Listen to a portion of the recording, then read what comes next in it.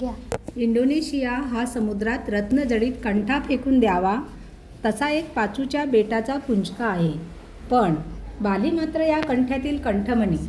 इंडोनेशियातल्या बेटांच्या समूहात बाली बेट एखाद्या टिपक्यासारखेच, आपल्या गोव्या एवढ्या आणि गोव्यासारखेच. आपल्या नृत्य, गायन, शिल्प, चित्र अशा विविध ललित कलांचा रंगीबेरंगी गोफ विणणारे या बेटात भारतीय संस्कृतीचे केवळ अवशेष आहेत असे म्हणणे हा या बेटांचा अपमान आहे. लक्ष मोती उधळून मातीत चूर होऊन जावे आणि एखादा मोती कुठेतरी दूर पडून तसाच अभंग राहावा असे हे बाली बेट आहे. जकार्ताहून रात्री 11च्या सुमारास बालीला जाणाऱ्या विमानातून निघालो आणि मध्यरात्री बालीमधल्या देनपसार गावच्या चिमुकल्या विमानतळावर उतरलो. बाली हा टुरिस्टांचा स्वर्ग, त्यामुळे इथले टुरिस्ट खाते अतिशय तत्पर आहे. मी कोण आहे हे कळल्यावर तिथला एक तरुण अधिकारी म्हणाला, तुम्हा उभयंताचे अधिक मनपूर्वक स्वागत. मध्यरात्रीची वेळ. किर्र जंगलातून आमची मोटार समोरचा वळणदार रस्ता काटत निघाली होती. भोवती माडांच्या राया, मधूनच झापांची छपरे असलेल्या झोपड्यांचा पुंजका मोटारीच्या दिव्यांच्या प्रकाशात दिसून नाहीसा होई. माझ्या शेजारी बसलेल्या अमेरिकन म्हातारीने तेवढ्यात हो वंडरफुल म्हणायला सुरुवात केली होती. एखाद्या रहस्यमय कादंबरीच्या पहिल्या पानातून जावे तसे सुमारे दीड तास त्या किर्र झाडीतून वाट काढत आमची मोटार सागर बीच हॉटेलच्या टुमदार बंगलीपुढे आली आणि तिथल्या तरुण बाली सुंदरीने आमचे स्वागत केले. रात्रीचा 1:30चा सुमार असेल, पण ती तरुणी आणि स्वागत विभागातले ते चपल तरुण चेहऱ्यावर जागरणाचा किंचितही ताण न दाखवता स्वागत करत होते. या बेटात घड्याळ नावाची गोष्टच नाही हे लगेच लक्षात आले. त्यांनी आम्हा प्रवाशांच्या नेमलेल्या खोल्या दाखवून दिल्या. 5 मिनिटातच बाली बेटाने माझे घोरणे ऐकायला सुरुवात केली. पहाटे लवकर जाग आली. बाहेरच्या ओटीवर येऊन पाहतो तो दारात समुद्र. त्या अंधुक प्रकाशात कोळ्यांच्या चिमुकल्या होड्या मासेमारीला निघाल्या होत्या. ओटी पुढच्या अंगणात मी फिरायला सुरुवात केली.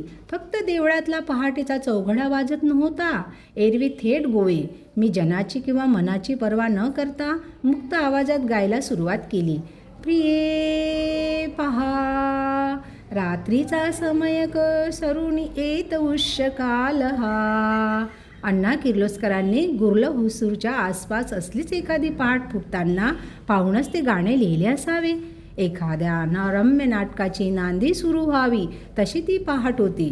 पहाटेला स्वप्नांची परिसमाप्ती होते म्हणतात ना, पण बाली बेटातल्या त्या पहाटीने एका स्वप्नांची नांदी सुरू केली आणि चांगला आठवडाभर मी त्या बालीतल्या स्वप्नसृष्टीत वावरत होतो. असा सुंदर प्रदेश आणि इतकी अश्राफ माणसे पुन्हा कधी पाहायला मिळणार? इंडोनेशियावर डचांनी राज्य केले, पण बालीला मात्र कोणी बदलू शकले नाहीत. कोणी म्हणतात डचांनी बालीचा म्युझियम पीस केला, या बेटाचे प्रदर्शन मांडले, त्यांच्या चित्रविचित्र चाली तशाच ठेवल्या. टुरिस्टांचे आकर्षण कायम राहावे म्हणून असलेही कदाचित. पण जे आहे ते रम्य आहे, मनोहर आहे, निष्पाप आहे. पण आहे म्हणताना जीभ चाचरते, कारण सुधारलेल्या दुनियेकडून येणारे वारे बाली बेटावरूनही वाहू लागले आहेत. डोक्यावर विमाने घरघरायला लागली आहेत. रेडिओने त्यांना उरल्या जगाशी जखडले आहे. एखादा तंबूतला सिनेमाही फिरत असेल, शिवाय वर्तमानपत्रेही आहेतच. हॉटेलातल्या त्या बगीच्यातून मी आणि माझी पत्नी नाटकातल्या बगीच्याच्याच प्रवेशातून हिंडल्यासारखे हिंडत होतो. समुद्र किनाऱ्याच्या इतक्या जवळ इतका गर्द बगीचा क्वचित पाहायला मिळतो.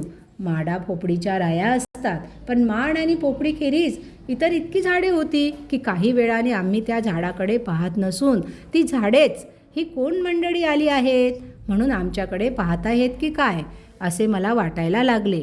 मला अज्ञात असलेल्या फुलांनी बहरलेली ती रोपटी एखाद्या शिशुवर्गात शिरल्यावर तो वर्ग जसा काहीशा भीतींनी काहीशा गमतींनी नव्या पाहुण्यांकडे पाहतो, तशी ती फुले आमच्याकडे पाहत होती.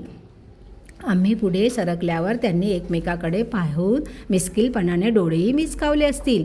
ती फुलबाग त्या भल्या पहाटे अगदी टवटवीत जागी होती. वेलींचेही अंग धुणे झाले होते. वृद्ध वृक्षांचा समुदाय तेवढा अजून झोपेतल्या डुलक्या देत होता. काही जागी काही झोपलेली अशी त्या सागर बीच हॉटेलातली ती बाग एखाद्या मुलामाणसांनी, लेकी सुनांनी भरलेल्या नांत्या गास्त्या एकत्र कुटुंबासारखी वाटत होती. उणीव होती ती पहाटेचे मंगलपाठ म्हणणाऱ्या सृष्टीच्या गाणाऱ्या भाटांची. बाली बेटा, जर मला कुठे शोधून सापडले नसतील तर ते पक्षी. इतक्या सुंदर बेटावर पाखरे का नसावीत? त्या भाटांची उणीव मी माझ्या गाण्याने भरून काढत होतो. कदाचित त्या स्वरांनीच भयभीत होऊन तो पक्षीगण बेट सोडून त्या दिवशी बेपत्ता झाला असल्यास न कळे. शाप संभ्रमातल्या पुंडरिकासारखा मजवरी तरु कुसुम रमिनू वरुणी ढाळती म्हणत म्हणत माझ्या सहधर्मचारिणी समवेत मी त्या बागेतून हिंडलो. बाली बेटावरच्या त्या पहाटे वाऱ्याने आम्हाला पुरते झोपाटले होते. पहाटेचे एकच सुंदर स्वप्न दोघांनाही एकदम पडले होते.